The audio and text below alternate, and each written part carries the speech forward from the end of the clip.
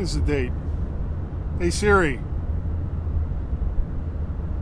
what is today's date? It's Sunday, September 1st, 2019. Thank you. It is Sunday, September 1st of 2019. And I'm still driving on Guy's Daily Drive. What else would I be doing?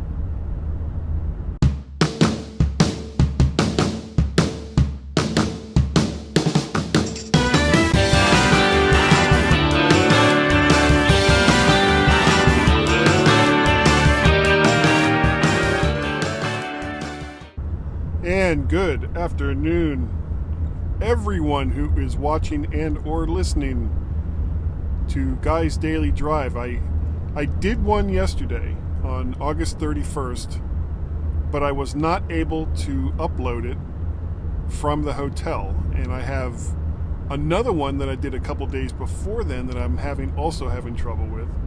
I don't know what the deal is, and if it I was kind of hoping to have these be like an ongoing little travel log as in my quest to avoid Hurricane Dorian. It takes me 2 to 3 days to get home. What's going to really piss me off is if it takes a hard right and they never end up closing Orlando's airport. That would just suck, because that would mean that not only did I have the extra expense of having to get another car rental to take this car back to DC, as I explained in yesterday's Guy's Daily Drive, easy car rental, you suck so hard. But that would also mean I'd be on the hook for the flight that I had originally scheduled from Orlando back to Washington, D.C., which would have been a 2-hour flight instead of what I am going through now. But the problem, of course, as always, is when you're dealing with a hurricane and nobody can seem to say with any kind of authority what direction it's going to go in or how strong it's going to be. Right now, as I record this, it is a Category 5, which is super dangerous, and it's still churning its way west through the Atlantic, getting ready to make life in the Bahamas pretty miserable. So this is where I am. I got the other renter car last night or yesterday in the afternoon. That went much smoother than I thought it was going to, which is good. But I still didn't get out of there until about 2 o'clock.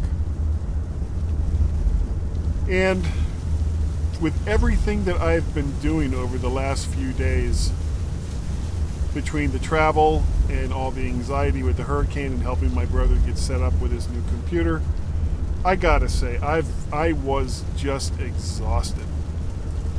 So I only got as far as Valdosta, Georgia, going the western route that I explained yesterday. I had kind of hoped to be able to get all the way back to I-95 going west and then on the road that I'm on right now. But by the time I got to Valdosta, I was looking at another 180-mile drive to go through the wilds of Georgia here. And I've done this drive before. I'll talk about that in a minute. But it was like, I just didn't think that I would be able to do it, and there was no point in driving that long of a distance when you're super tired, which I was. So tired, in fact, that after I got my hotel in Valdosta, I went to a Longhorn Steakhouse, which I didn't really want to do, but I wanted something good to eat after such a terrible day. So I got like a small filet and some broccoli and a salad. It was very good. When I got back to the hotel, passed right out. I didn't wake up entirely until I guess it was 8:30 in the morning, which was much later than I really wanted to do. So I got a much later start today than I wanted to do. And here it is. It's just a little after noon, and I'm still not to the other side of Georgia where I'm going to pick up 95. According to Waze, which is my go-to on long-distance driving, I have about 650 miles to go to get home, with an arrival time of sometime after 9:30 in the evening, not counting bathroom stops and food stops and all the rest of that as I'm headed north. I don't think I'm going to make it.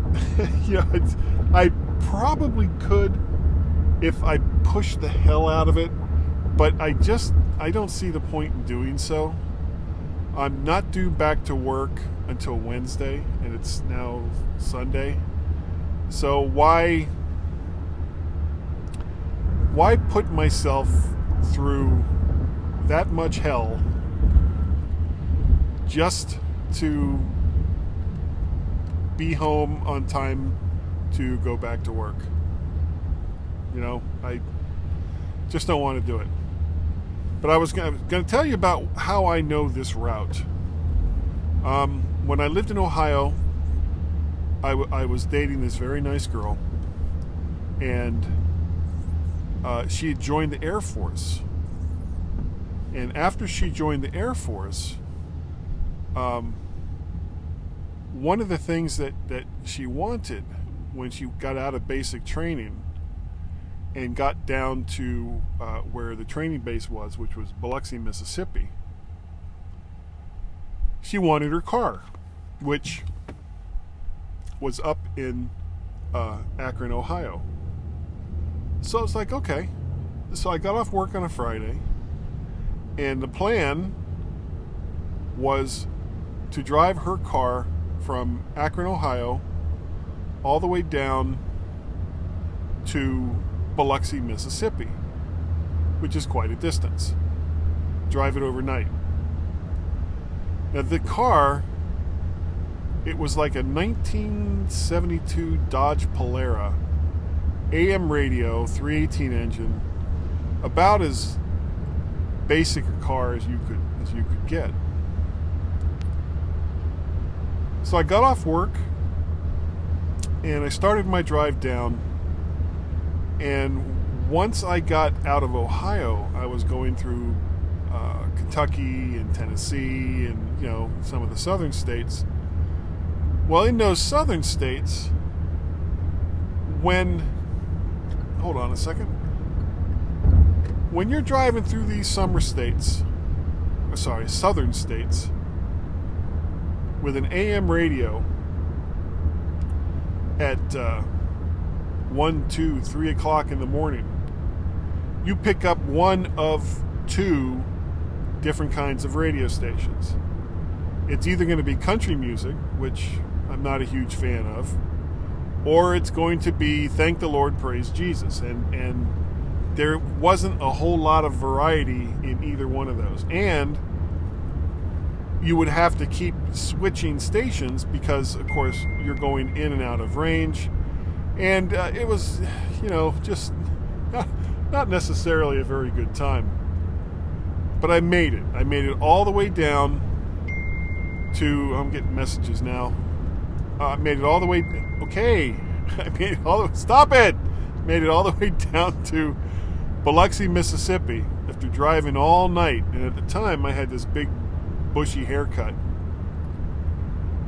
And I pull up, and she was on the base. She was there for basic training. I pull up, and the Air Force SP, the Special Police, that was at the gate, took one look at me and was like, "Who are you here? Who are you here to see, sir?" And I must have looked rough. I must have looked really, really rough. But I told him I was there. I was bringing the car to one of the airmen there, this girl I was dating. And he was like, why don't you park right over there for just a second and we'll get this straightened out. So I sat there for about a half hour. I'm talking to the guy. He was a real nice guy, but he had his procedures that he had to go through. And it wasn't like I looked like an upstanding citizen at that point. So finally they let me on the base, and I'd asked them for directions to the barracks that she was out of. And he told me, and as soon as I got onto the base, I immediately forgot where I was going. I couldn't remember all the directions. So I got lost and couldn't figure it out. So I looked for I looked for any building that had some cars in front of it, thinking I could go in there and ask for directions. And I finally came across one. So I parked the car and I get out and I go into the building, and it's like this conference room. And around the conference room were all of these Air Force officers. I mean, probably captains and up. And here I come, wild-eyed, crazy hair, Rocky Horror Picture Show t-shirt, asking how to get to barracks 112 or whatever they were at the time. And they just looked at me up and down like I was just some weirdo off the street, which they wouldn't have been wrong. But they did give me directions, probably just to get me the hell out of there. And so I finally made it, gave her a car. We had a very nice weekend, and I flew home out of, oh, darn it. Big city, New Orleans. Couldn't think of New Orleans for some reason. Now, what does that have to do with driving through Georgia? Absolutely nothing. But I told you that story to tell you this story. After she got out of basic, one of her first bases that she went to was Moody Air Force Base in Valdosta, Georgia, which is how all of this slings back together. So she's at Valdosta, Georgia, and I was still in Ohio at the time, but during the time that she was at Valdosta, at Moody Air Force Base, I ended up leaving Ohio and going to Virginia. So, big racetrack over there. So, I don't even know where the hell I am right now. I passed through Waycross, wherever that is, and I'm reasonably close, probably 10 miles or so, to getting back to 95. But to finish the story, so we were still dating, and either she would drive from here up to Ohio or Virginia, or I would drive from Ohio or Virginia down to here.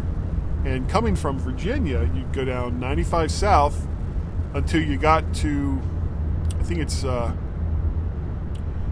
on 84, I think, right now, Georgia State Route 84. I think that's the one that goes directly off 95. Though there may be like another little road that you jog onto, like State Route 82 or 99 or something like that. But that was the way that you would go. And then you would take this road that I'm on right now, though it was very different then. It was mostly 2-lane. This is now 4-lane. All the way across the state to just off of I-75 where Moody Air Force Base was. So I've done this route many, many times, though it was a long time ago. And this whole trip has put me in kind of a nostalgic mood, because it's not often that I end up in a driving adventure. I mean, typically when I'm going to Ohio to see my buddy Dave, it's the same thing each and every time. I'm going Pennsylvania Turnpike or 68 or 64 or something like that. And it's, there's no drama. It's just, this is the route that I'm going to get to Dave's house. Well, this time with the hurricane and bugging out early and trying to get a car that I could drive and not really knowing exactly what was going to happen. And I still don't really know what's going to happen. Nobody knows what this freaking hurricane is going to do. Nobody can say with any real certainty. Right now it's headed west. They're saying it's going to make a sharp right turn. Well, it's a big-ass Category 5 hurricane. It might turn. It might cut right across the southern part of Florida.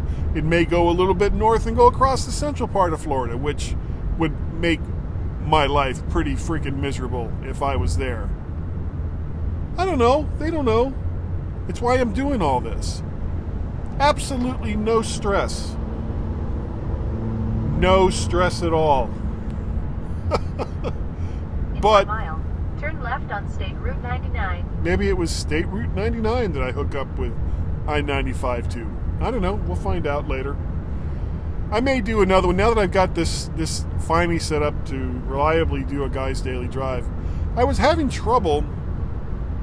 I've got a direct USB port in this car, and I have my phone hooked up to that, of course, so that I've got the nav system going and I can listen to podcasts and music and all the rest of that, and that's fine.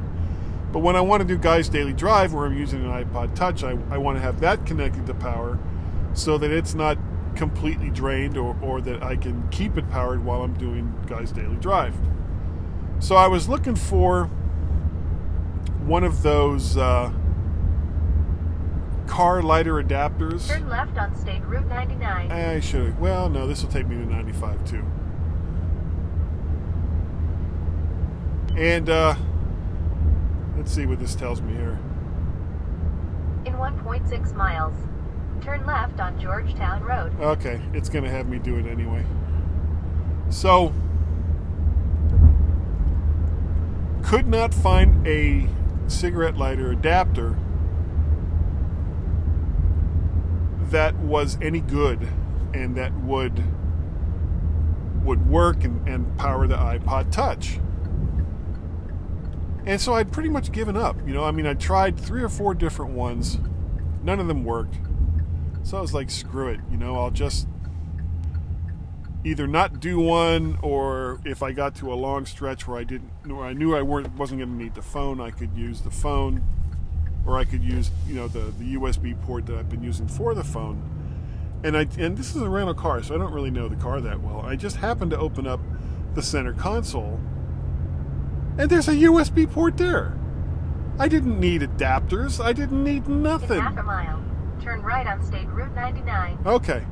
All I needed to do was know that there was a second USB port, which I didn't know. So, now I know. And I have power to do Guy's Daily Drives on my iPod Touch. So, yay! In 1,000 feet, turn right. Okay. I think that's, I can't think of anything else to talk about right now. Turn right on State Route 99. If you would like to see or hear more of the crazy crap that I do, all you have to do is check on iTunes, and you'll find not only Guy's Daily Drive, but you'll also find Mac to the Future, the audio version. And, of course, I do the MyMac.com podcast with Gaz nearly every weekend except for this one. Continue straight for 7 minutes to Harold Highway. Okay, I'll do that. Harold Highway.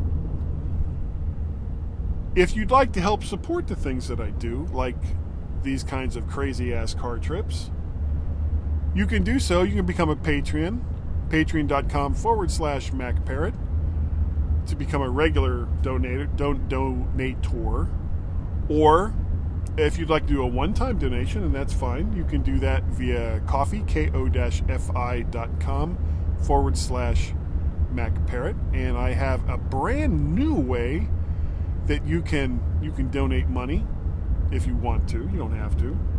And that is through PayPal, and that is paypal.me/MacParrot. So easy to give me money. So that's going to about do it, I think. for now, anyway, for Guys Daily Drive, thank you all so very, very much for downloading and listening, and especially if you donate. That's awesome. Like, smash, subscribe over there on YouTube. You can watch these on YouTube. I usually, when I remember, I put them up. I have a Guys Daily Drive page on Facebook that I sometimes will, when I remember, I'll put these up over there, but not a big deal. I don't think anybody really watches these on Facebook, but they're on YouTube, so you can go on over to YouTube and find them there. Just look for Guys Daily Drive; it'll turn up, and that will do it. So once again, thank you, and I will catch you next time right here, or wherever the hell I am, on Guys Daily Drive.